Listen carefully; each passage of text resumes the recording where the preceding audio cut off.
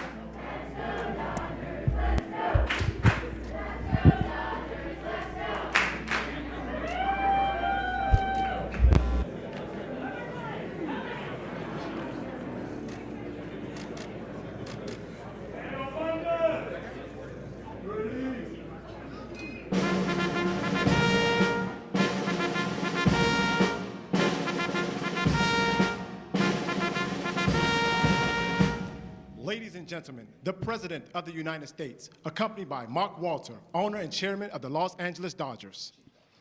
That's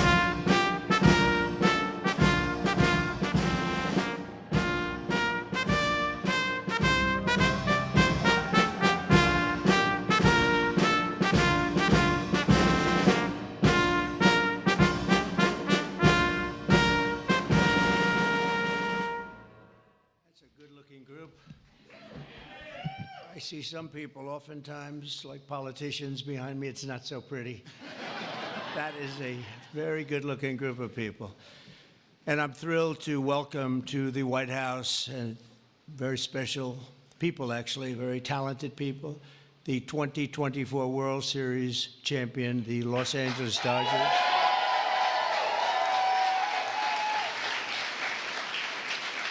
And I want to congratulate you on a legendary season, and I watched it very closely. Some of those teams were home teams, and you did a big number. You're really amazing how it all came out and how it all ended. With us today is Dodgers owner and chairman Mark Walter. Thank you very much, Mark. Congratulations. President Stan Kasten, one of the greatest managers of the really ever to wear the Dodger blue, Dave Roberts. What a time he's had.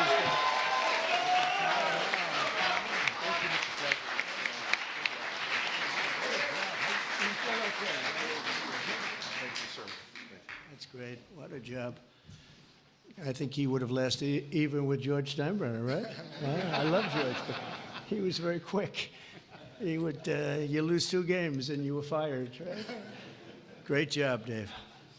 Also want to recognize Secretary of Agriculture. We have some great people, Brooke Rollins, who, you know, when I came to office, they said the eggs are gone through the roof. Eggs.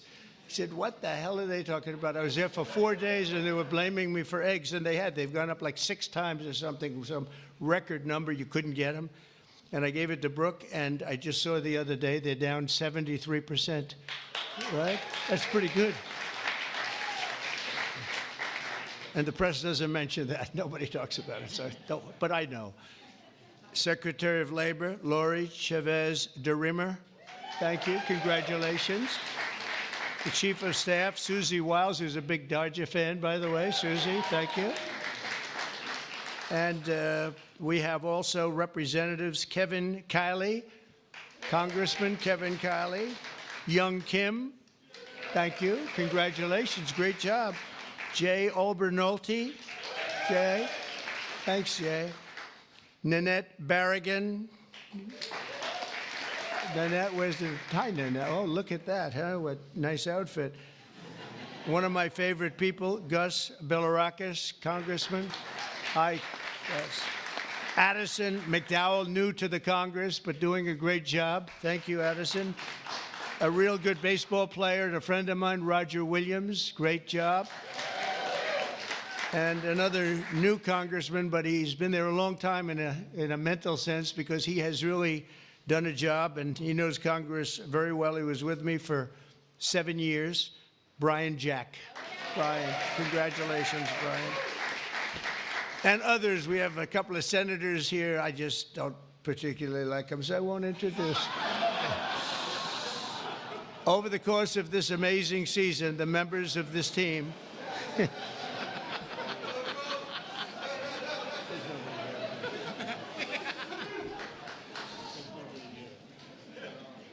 I didn't think it was that big a deal, actually.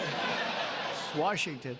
Over the course of this amazing season, the members of this team gave us some of the most incredible performances ever seen in the baseball diamond. In all of baseball history, only 6 players have ever hit 40 home runs and stolen 40 bases in a single season. And an elite group known as the 40-40 Club. It's a 40-40 Club, and very few people make it. But unanimous National League MVP, Shohei Ohtani.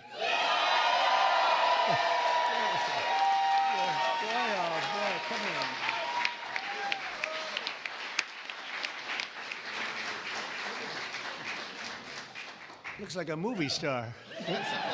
He's got a good future, I'm telling you. He shattered all of those records last year. Think of it, all of them. And he did something even more, because he became the first ever member of the 50-50 Club. So 40-40 is top. Hitting 54 home runs and 59 steals, and accomplished an accomplishment unparalleled in 149 years of Major League Baseball. Think of that. That's just incredible. Even more incredibly, Shohei clinched that achievement in what some have called the greatest game ever. Was it that good of a game? Huh? That was a pretty good game, actually, right there? Is he good? He's only getting better. And he's getting better. Getting better. That's scary for a lot of people, huh? Even more incredibly, Shohei clinched the achievement. I mean, it really was, and at a time that, at an age that nobody ever thought was possible. On September 19th, 2024, he did the unthinkable by going 6 for 6. This is a pretty amazing. I didn't realize it was that good. I saw that game, 6 for 6 against the Marlins with 3 homers, 10 RBIs, and a pair of stolen bases. Other than that, it was not a great game. How many people have gone 6 for 6? Just period, right? Not very much, right? Maybe a dozen. Maybe a dozen. Amazing. As you know, the Dodgers were down a lot of talent on the mound last season due to injury. The resilient group used 40 different pitchers, the most ever by an eventual World Series championship team. They had to go and get them. I don't know how they got them and where they got them, but they got them because they won. I know you especially miss the heart and soul of the pitching staff, Clayton Kershaw, who is really fantastic.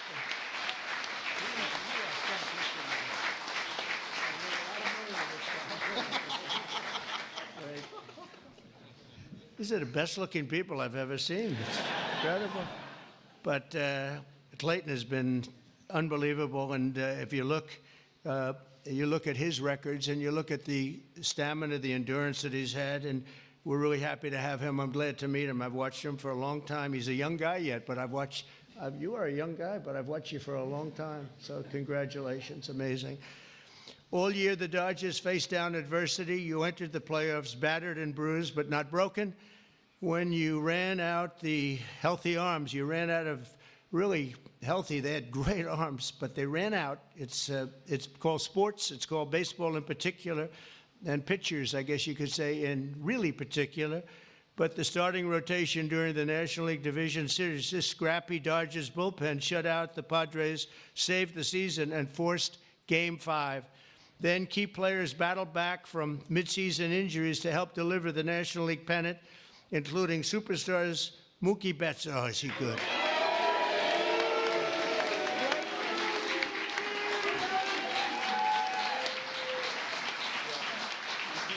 Good looking.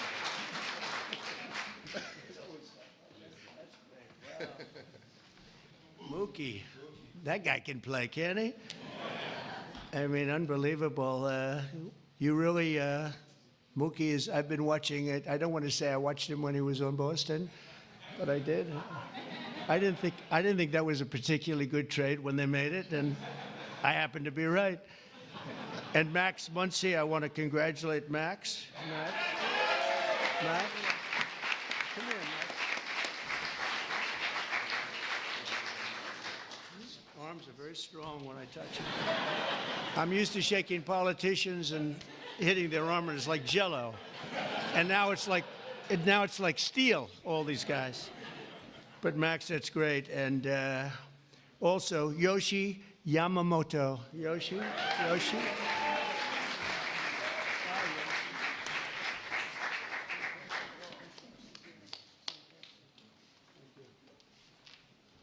Wow, what great athletes. And of course, series MVP, Tommy Edman. That was an MVP series.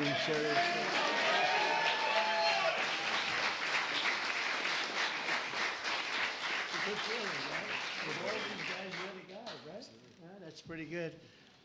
That's a lot of talent you had to beat out there for the MVP, but they all had an incredible. Tommy was 407 with 11 RBIs in 6 games. That's not bad, right?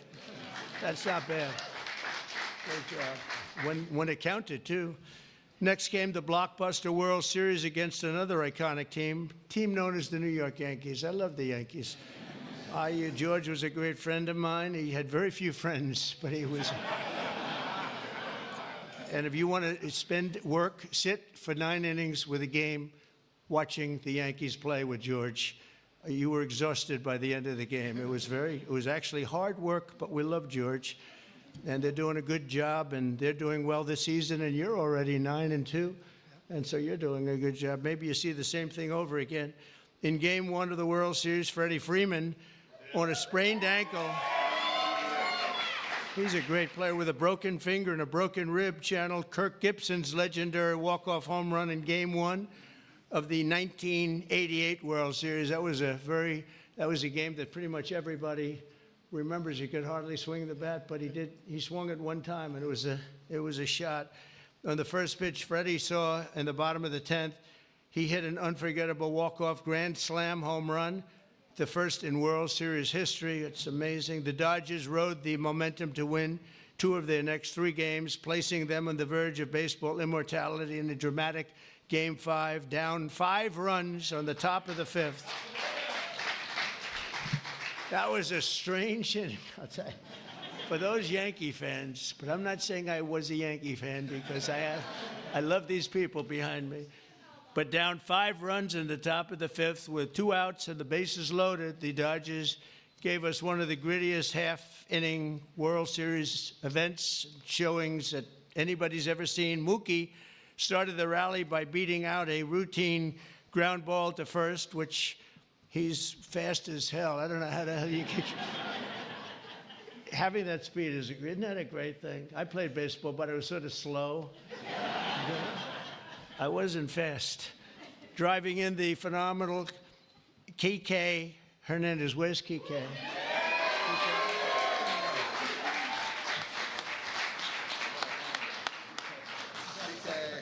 It's a hell of a group.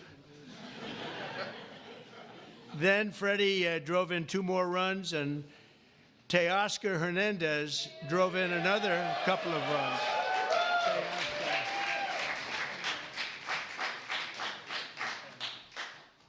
That's a group. Teoscar, so you're doing well this season too? A little bit. Yes, that's what I heard. That's what I heard. After a few dominant innings from Blake Trainen. Where's Blake? I heard dominant, right? That's dominant.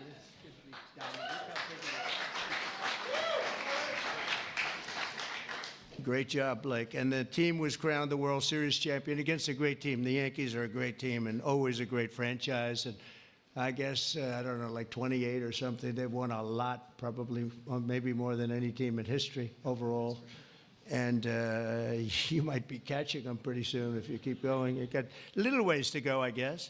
The scouting report at the start of the series said that the Dodgers could win by focusing on the fundamentals, and that's exactly what they did.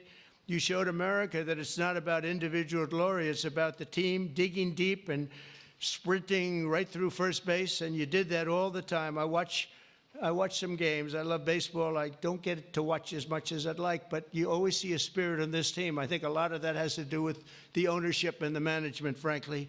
But you see a spirit on the Dodgers that you don't see with a lot of teams. A lot of teams I turn on, I say, oh, let's forget it.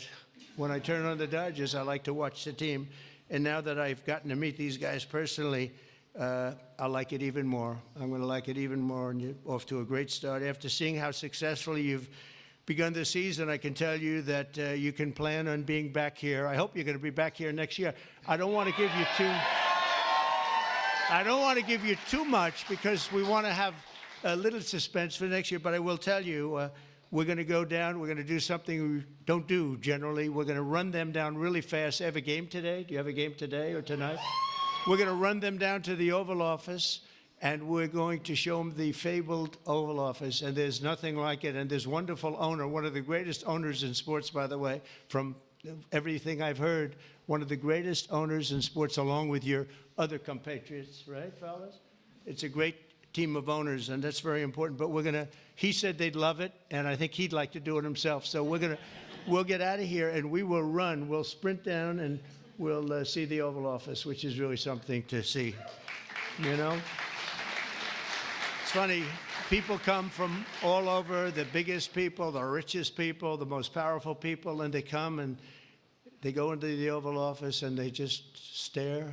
Oh, wow, that's something. They all have beautiful offices. They have offices that are the best in the world in many cases, but they love the Oval Office. So with all of that, I'd like to now introduce you to the Dodgers chairman, Mark Walter, to say a few words, and then we're going to follow that up with Clayton, who's going to say a couple of things, and that's a great representative of a great team.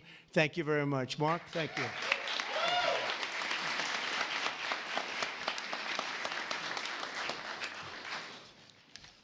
Well, thank you very much. We're very pleased to participate in the tradition of bringing champions to the White House. Last season was an incredible season. We won the World Series. Second time in 2020, and since 2020, and only 8 times in our seasons, our history. We played in front of almost 4 million fans, and we had many millions more on television.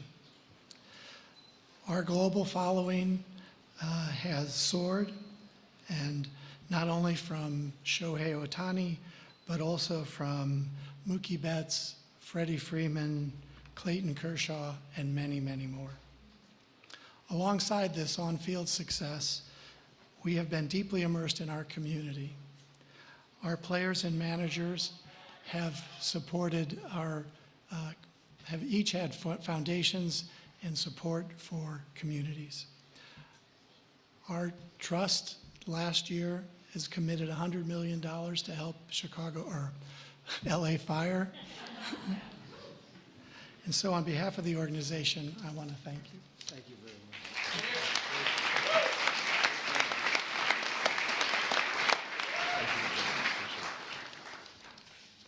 Okay, wow, this is an incredible honor for me, and to stand here today representing the Los Angeles Dodgers and this group of staff and players behind me today. The 2024 Los Angeles Dodgers season is one that will go down in the history books, always holding a special place in the hearts of myself and those there with me, as well as millions of Dodger fans around the world. This organization exemplifies what it means to come together as one for a greater purpose and to represent something so much bigger than themselves. The selflessness and humility that each one of these players and staff have shown over the last year is truly an inspiration. They have constantly played hurt, switched positions, and taken the ball to put the team first. As a spectator for our championship run last year, I was in awe of this group.